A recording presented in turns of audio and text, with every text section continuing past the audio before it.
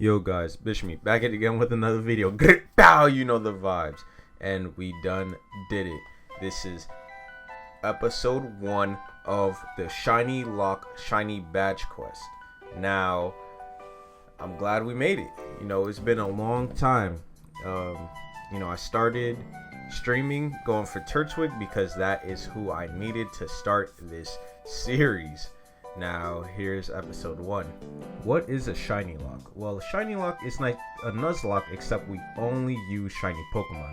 So you know how in a Nuzlocke you walk into a route, the first Pokemon you encounter, you gotta catch it, or you kill it, and you won't be able to use it? Well, in the Shinylocke, when we see the Pokemon, we'll be able to hunt only that Pokemon for that route, or I could hunt it in my other game and transfer it over to the Shinylocke game. Now, I'm most likely not going to be shiny hunting every single Pokemon, or else this freaking series is going to be way too long. So, I'm just going to make sure that I have a shiny Pokemon before every gym badge. Now, there's 8 gyms, and like I said, Turtwig is the first shiny we could get. Well, the starter is the first shiny you could get.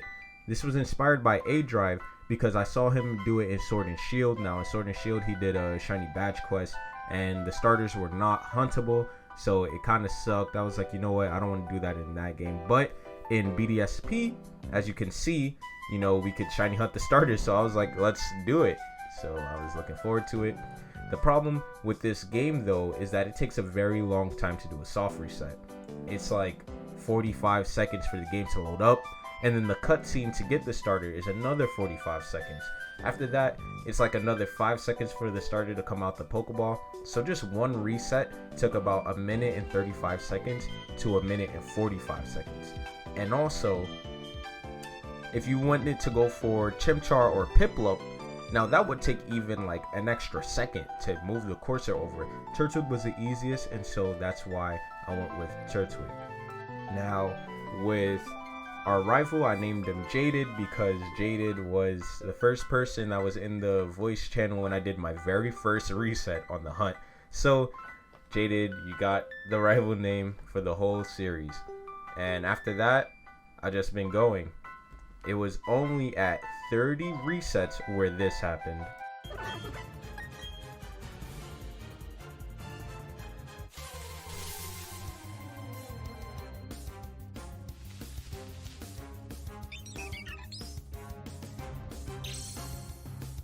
Yes, you saw it. We got a shiny, uncatchable Starly at 30 resets in. After that, I was like, yo, my shiny luck is good. Man, oh, how I was wrong. 30 resets turned into 1,000 resets. The lucky 1K? Alright, let's see. I don't know. We had 999. 1K resets turned into 2K resets. But then at 2,572, this happened. No way, bro. There's no way. At the sight of another shiny Starly I couldn't catch, I was devastated. I didn't know what to think at all. All I knew is that I had to keep going. I soon hit 3,000 resets, then hit 4,000 resets. Now, when we hit 4,000 resets, there was a problem. We were coming up on odds. There is a 1 in 4,096 chance to get the shiny. To get a shiny. So I'm getting closer to hitting odds. Hitting odds means going over these amount of encounters it should take.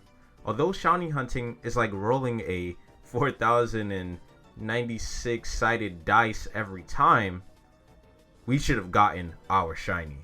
There it was. We are officially over odds. Over odds interview, your post odds interview. How are you feeling today? Well, I'm feeling pretty bad because I was hoping that I would get it before I hit this number. Now that I'm at this number, I'm not sure what to expect, you know? I ended that stream at about 4,200 encounters and called it a day for the Turtwig. So, I had went on with the day, but I decided I wanted to continue shiny hunting now. I don't know if you guys heard of the Poke Radar method, but I don't know. I'm a little bit of a fan of that method. I decided to hop on my other Switch, do some Poke Radar hunting, and this is what happened. Hey, yo, let's go. Hey, let's go.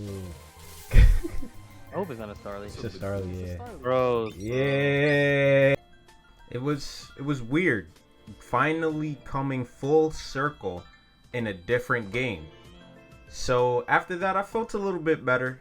I decided to do some more resets that night while I was taking a break from work, and this is what happened. Let's go, let's go, let's go, let's go, let's. Oh my god.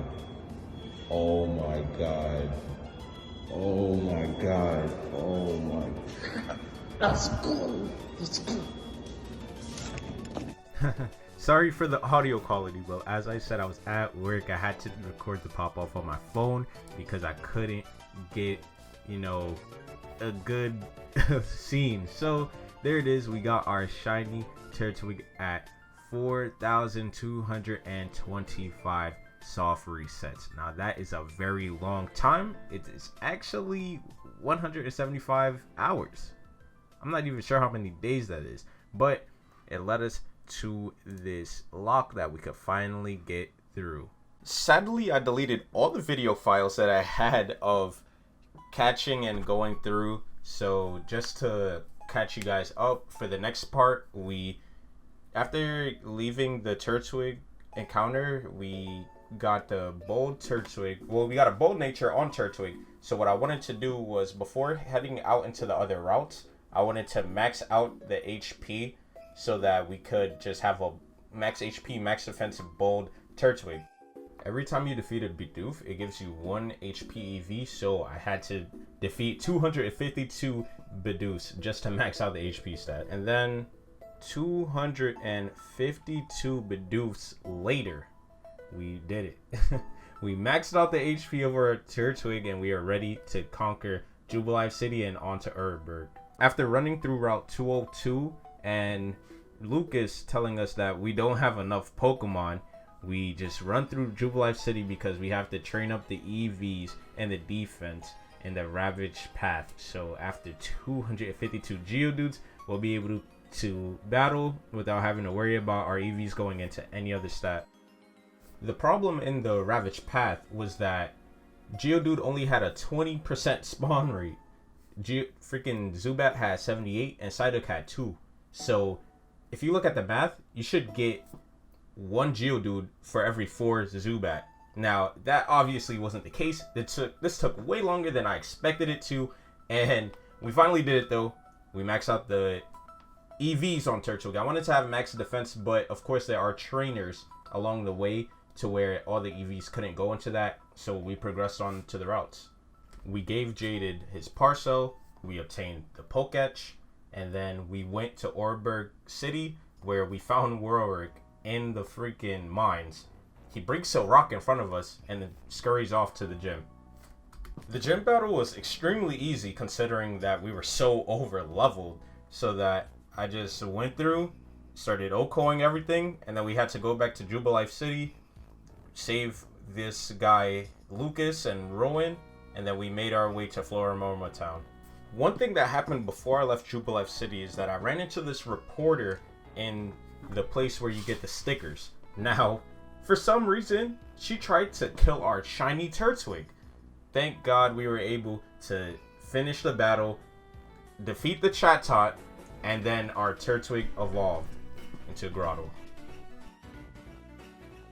Throughout Floramorma Town and the Valley Windworks, we defeated the likes of Team Galactic, who was separating this father from his daughter, and then we stopped right in front of the Eterna Forest, where we will be continuing our next hunt. If you guys aren't already, make sure you tune into the streams of me streaming these double encounters so that we can get our next shiny Pokemon to continue this Shinylocke. Hopefully it doesn't take too long, because episode 1 took almost a month just to come out. So I'll see you guys in the next one. Leave a like if you enjoyed.